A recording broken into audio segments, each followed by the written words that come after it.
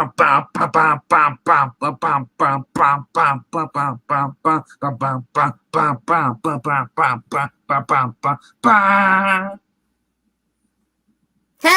everybody. Oh, sorry. You want to go ahead and introduce us? Hello, everybody. It is the Froggie Show. It is the Froggie Show. Yes, the guest starring Puppeteen. Yes, I am your co-host with the co-most. Here with the compost. With our main man, Froggie, here leading the show. Your main frog. The main frog. The main frog here. Man, I have a frog. Okay. The main frog here that's leading the show. As we're talking about Titans, episode 11 of season 3. Yes. Teen Titans. No, it's not that one. No. There's very few teens in these Titans. Yeah, I don't know. I'd rather have even Young Justice, man. I don't know. This show is just proven to me like just as it gets better. Gotcha. Yeah, I suppose the best way to talk about it is to go through it. Well, yeah, I don't want to bring up the whole Starfire thing. You don't? I do. Oh, okay. Well, I mean, this episode is very separated. Really, nobody where they were split off in the last episode. Yeah, is where they stay. Yeah, Donna Troy is now. She finds Tim. Tim goes back to find out his parents are both alive, even though his dad was shot. They're surprised to see him. And then we go to the Tim cave in the basement of the shop, the Chinese restaurant. He's got his whole network system. And his dad's asking, where do you get all this stuff? He's like, I got it from Groucho's. This one here, from there. He's like, good, I didn't steal it. And his dad hates the Titans because he's ignorant. He believes everything he hears, apparently. Yes. I don't know why. Anyway. Yeah, Donna said, well, you know what? I'm good because they find out that basically the cops have been coming up and checking him and the dad says every 6 hours, like clockwork, they show up and they ask him what's going on. They ask how many people are in here and stuff. Donna puts two together and realizes that what they're doing is that the GCPD is run by, well, not by Barbara Gordon anymore. It's run by Scarecrow. That makes sense because they know that she was basically arrested the night, all this stuff that started happening. So she said, well, the reason that Scarecrow's checking is Scarecrow wants to basically snuff out all the people are their holdouts. These are the ones he can't do yet because he doesn't know how many people are where. So the cops working for him are getting information. So, and they're getting older, and they get a lot more information from Tim's older brother or stepbrother, and who remember the very first episode, he's part of a gang. Street gang in Gotham. I forgot what they're called, but anyway. So Donna says she's gonna basically lead them. She's like, I've led 5 people against 50, an island where we've 50 against 500. She's like, it's time for me to put all my knowledge, all my training to use. I'm gonna lead you guys to battle. We're gonna win. Dick's supposed to go meet Red Hood. He calls him for the Batcave. Okay, so they're like, oh sure, whatever. Connor says don't go. Dick's like, I have to go. You stay here. But Connor's like, so. So Dick pulls a Batman move, uses some kryptonite dust, throws it at Crypto, and puts it on Connor, and basically knocks him out, weakens him, and he leaves. Starfire is who basically has no powers. Revs at this little restaurant, not a restaurant, but at this little pharmacy, general store. There's his mother and her, their little infant daughter trying to get her daughter sick. She wants to give him money. Last week it was $5. Now it's $10 for a thing. She's like, I can't afford this. It's like, Starfire recognizes her from her vision. So Starfire follows her into the alleyway and stops her. And she's like, here, I have your, any questions. Here's the medicine you wanted for your kid. And the lady doesn't trust her at first because she knows she's in Starfire. After this, we're talking. This guy comes around. Apparently, this woman owes money to this guy. He drank the water, and now there's no fear. And now he's got the gun. He wants his money. Starfire steps in front of her. Starfire gets shot. She goes blue. She floats in the air, and then it's revealed. This is where it pisses me off. Starfire never had flame powers. The mother And Starfire was the one that was born without, the touch of, Tamarian royalty. Fire. The firepower. She didn't have it. So after her sister was born. Wait, Froggie. They don't have. She doesn't have firepower. Ash isn't going to be very happy to hear that. Who's Ash? Well, you might know him. He does he have a channel? Comics. Oh, okay. Anyway. Where was it? Oh yeah. So we find out that Starfire never had the blessing of the royalty, firepower like her father does. So she can't be queen. And the father says, nonsense. You're gonna go to the witch doctor lady. Says you're gonna take the spell, take her power, and put it into my daughter. And the lady says, well, if I do this, magic comes at a price. So I'm really upset because this is not how it is in the comics whatsoever. Not in any version of the comics, even the cartoon series. Now Starfire is we can't. So now we just call her Star Blue because she's not Starfire anymore. She has no fire powers. They're saying that she never had the firepower, was never hers to begin with, so that she can never have again. So Coriander is now Star Blue. Fucking bullshit. Well, why not Blue Fire? Why don't we just call it Blue Star? But I was saying. He told the witch doctor there are powers in you. He told the witch doctor a lie he wanted true. I don't have the next line. Good. Do you? Your singing makes me want to do lines. Ding dang, walla bing bang. Only give my gun. I'll give you a bang. Oh. No, I agree. This really ticked me off, and I knew a lot of people would be ticked off because it's just disrespect to Starfire. Yeah. First they blame the people don't like her because she's black. No, we don't like the fact that you're writing the character into a shitty character. Yep. I love the lady. She's hot, she's cute, she's a great actress. The fact that you're making her represent basically diss a character by writing it so bad, you're just butchering the Starfire character. Yep. It was that outfit you put her in a hooker outfit. That's disrespectful to the actual character and to the actress the first season. Yep. No one liked that. I did like the fact that she had when she lit up and did the firepower and stuff. That was great. But then she never flew. So now that she no longer has powers with the blue, she has her original powers which are blue. She flies. So now she's gonna fly without the flame.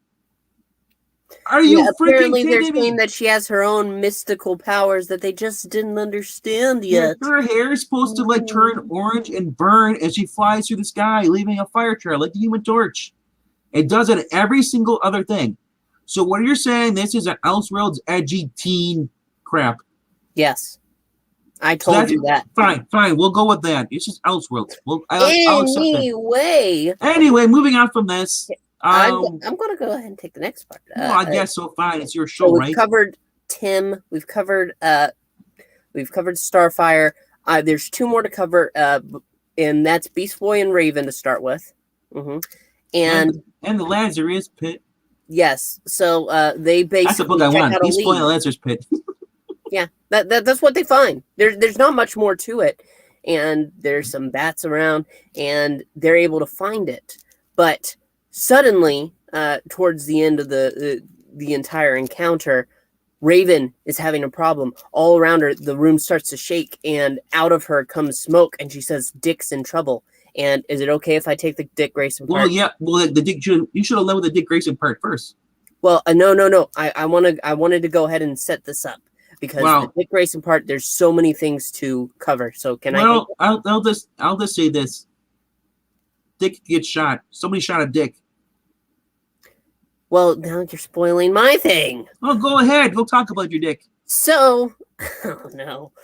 So Dick, ultimately, he is going through, he tells Connor that he needs to go pick up some things through Wayne Enterprises, and he's going to skip that. We already passed it. I already said the whole thing, what things that he drugged them. But he ends up grabbing kryptonite. Why? Because I already said that. No, you didn't. I said he poisoned them and knocked them out with kryptonite. I don't hear that. Okay, but that's what he does. He knocks him out, and then Dick goes to face Red Hood alone, which is the stupidest thing because his whole thing is that he's supposed to be a team. Oh, calm down. I'm saying it. You're recapping my recap. Dick goes to Red Hood. It leads to a fight, and well, it seems that Dick has the upper hand until people start coming to get involved. Yeah, And this is what I hate. Whenever there's a fight, there's always like, yeah, we gotta get involved too. It's a one-on-one fight, and like don't worry, we're gonna get involved too. Cowards. yep. And so a kid with a gun shoots Dick First time, yeah, it bounces through the off. neck.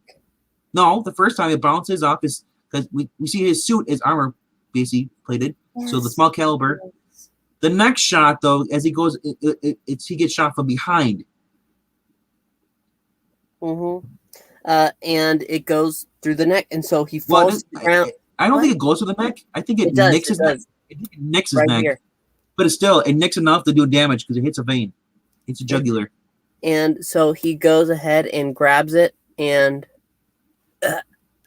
he's not dead, but he's turned by the people and he's kicked all around, and you can see in Jason's face because the Red Hood mask was pretty much blown off.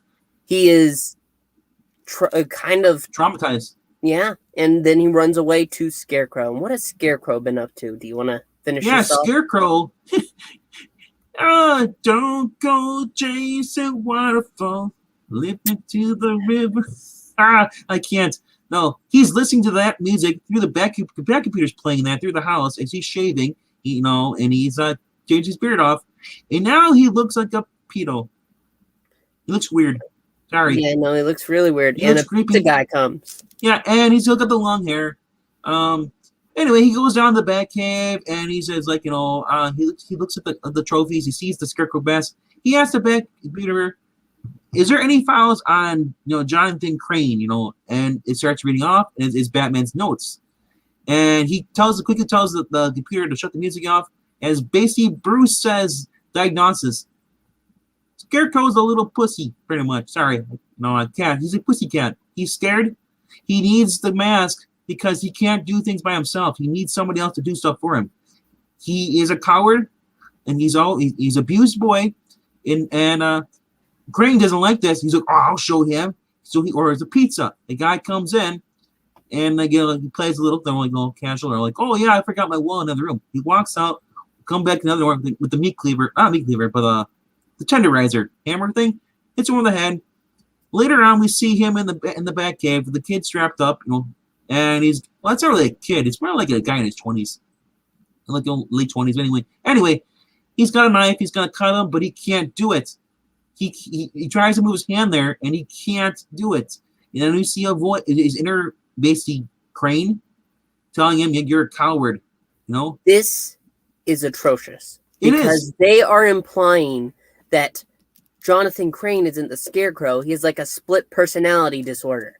Well, the thing is that I don't even mind that part. The part is that he says he finally he cowers. He can't do it and then.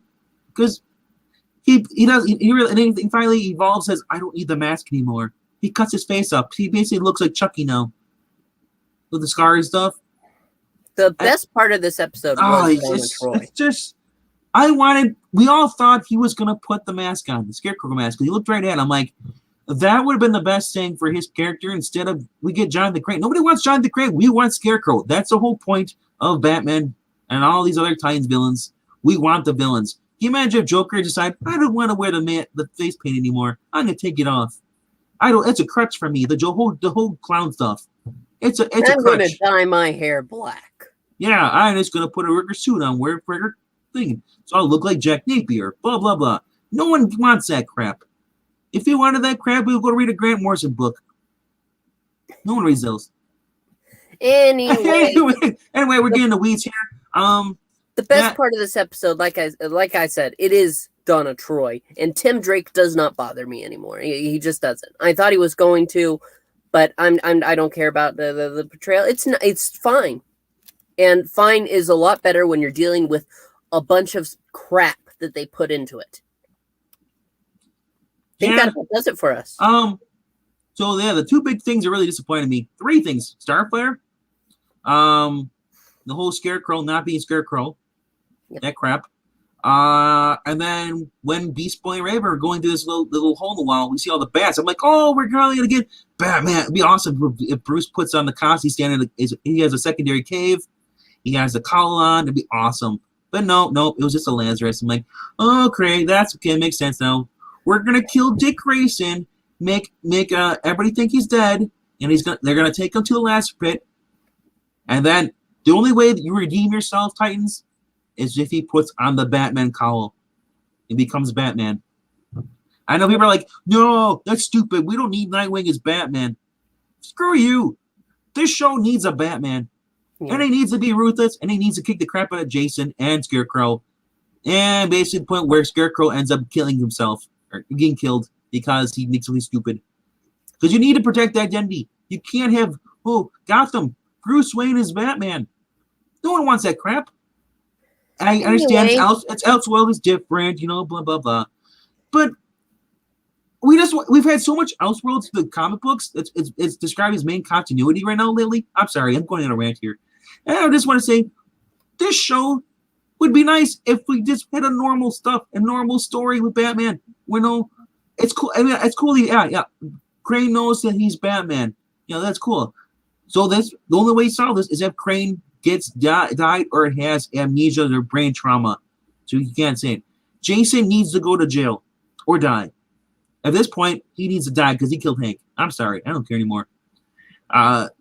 If Crypto rip his nuts off and then they snap his neck, he's done. This show is just triggering me so much because the people who write it have probably never read a comic book or even watched even any of the Batman movies. It's just like we're gonna get some guy who probably has never done anything with the DC comics, has no idea what they are. I'm gonna write a story. These are my characters now. Blah blah blah. I'm gonna disagree. I think they have read things, and instead of respecting that, they're like, oh well, I want to make my own mark on it, which is why we can have so many great things in a terrible show. But those are just our thoughts. Let's know what you think. If you liked it, tell us why. If you like seeing Dick get shot, press 1. Yep. Wait, what? This isn't DC. The only time when a secret identity was publicly revealed worked was in Iron Man 1. Pretty much, DC needs to stop with any kind of secret identity of their show. That's what they act like. But those are just our thoughts. Let's know what you think. Also, make sure to like and to, like I said, leave a comment. Let us know what you think and subscribe. We're trying to build a base here. So please help. Even if you disagree with us, it's okay. Tell us why you disagree. We want to hear. We don't hate people who disagree with us. Actually, we invite you to come on and talk to us. As long as you're respectful and not rude, we treat you with respect. The only people we hate are each other. You hate me? No, you hate me. What the hell, dude? Oh. Well, that's normal. That's not hate. That's just a normal thing. Also, make sure to check out the Ko-Fi. It helps for our classic puppet theater. So, I think that's it. So, Froggie, take us out. All right. Yeah, the Ko-Fi link down there and all that stuff. Yeah, I guess this is Froggie hopping off. Bye! You get yours.